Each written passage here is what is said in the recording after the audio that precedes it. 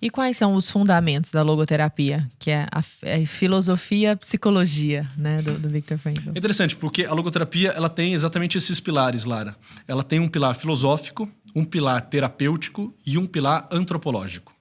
Frankl coloca isso como a liberdade da vontade nessas máximas, né? A liberdade da vontade, a vontade de sentido e o sentido da vida. Esses são os 3 grandes pilares da logoterapia. Fala de novo, como é que liberdade da vontade. Liberdade da vontade. Vontade de sentido e sentido da vida. Ou seja, primeiro, aqui é um tema filosófico, ele vai tratar a questão da liberdade humana. A pessoa que é livre. Não é livre de alguns condicionamentos, mas é livre para se posicionar frente a isso tudo. Em todas as circunstâncias, inclusive no campo de concentração. Exatamente. Um exemplo, por exemplo, a pessoa, sei lá, pegou uma doença. Ótimo. Ela não é livre de pegar uma doença, né? Mas é livre para tomar uma atitude diante dessa doença. Entendi. Como ela irá viver esse processo. Então, ela não é livre de ter a doença, mas a doença não a tem. É ela quem se posiciona, é ela quem toma a atitude. Por exemplo, você citou aqui, né, Lara? Viktor Frankl não foi livre de estar ou não num campo de concentração. Ele foi levado de forma coercitiva a um campo de concentração. Mas ele não perdeu aquilo que ele vai chamar da última da liberdade humana, que é a liberdade de se posicionar. Estando eu aqui, como que eu vivo? Como que eu encaro esse chamado que nesse momento a vida me faz? Então, aqui nós entramos diante desse tema, esse tema muito vasto, que é o tema da liberdade humana. É o primeiro pilar da logoterapia. Com isso, Viktor Frankl está fazendo frente a uma ideia de um pandeterminismo que se tinha, e até hoje se tem, evidentemente, na psicologia. Um pandeterminismo que vai dizer que a pessoa humana não é livre. Ela é fruto do meio, ela é condicionada. Na psicanálise também, né? Exatamente. O próprio Freud vai dizer, né? O ego não é senhor em sua própria casa. A ideia do aparelho psíquico, tal como apresentado por Freud na sua segunda tópica, leva-nos a uma conclusão óbvia de que a pessoa simplesmente não é livre. Ela é regida por um aparelho psíquico. A ideia do id, ego e superego, né? Não existe um princípio de autonomia. Um animalzinho. Um animal. A pessoa é um ser autômato, não um autônomo. Viktor Frankl vai falar dessa autonomia, dessa liberdade que é marca constitutiva da pessoa humana.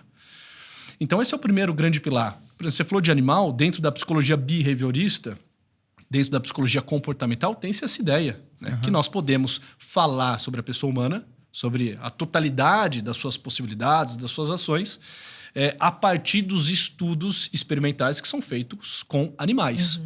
Quem fez psicologia, eu tenho por certo, tem muitas pessoas aqui nos escutando que ou estudaram ou estudam psicologia. Um dos temas que se aborda muito na psicologia é o tema da psicologia comportamental dentro da proposta de Skinner. Nós, psicólogos, na faculdade de psicologia, entre outras coisas, o que temos que fazer?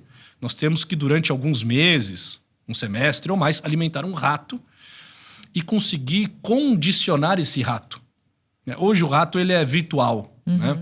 Mas antes tinha-se de fato o rato na gaiola, né? Colocava-se o alimento, ensinava o rato a pressionar a barra, ele pressionava, o alimento caía, depois você queria colocar em extinção esse comportamento, então toda vez que ele ia se aproximar da barra, você dava um choque, de modo tal que ele entendia que havia uma punição. Ou seja, você controlava o rato e fazia uma espécie de Ctrl-C, Ctrl-V a pessoa humana. Ou seja, da mesma forma que a gente consegue determinar comportamentos, controlar e prever ações no animal, nós podemos, a partir dessa realidade pulsional, instintiva, mecânica que o homem traz, também prever. Não tem nada transcendente, né?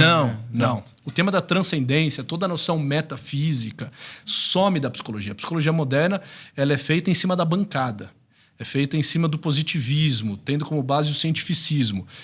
Viktor Frankl, de algum modo, ele traz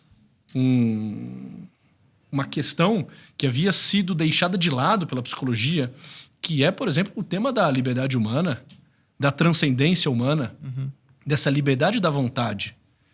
A vontade que não está condicionada a isso ou aquilo, mas uma vontade que aí entra no segundo pilar, que é o pilar terapêutico, essa vontade que é uma vontade de sentido. Então, se no primeiro pilar nós falamos de um combate que Frankl faz ao pandeterminismo, o segundo pilar é um combate que Viktor Frankl faz à ideia de que a pessoa é movida pelas paixões, pelos instintos, a vontade de prazer e a vontade de poder.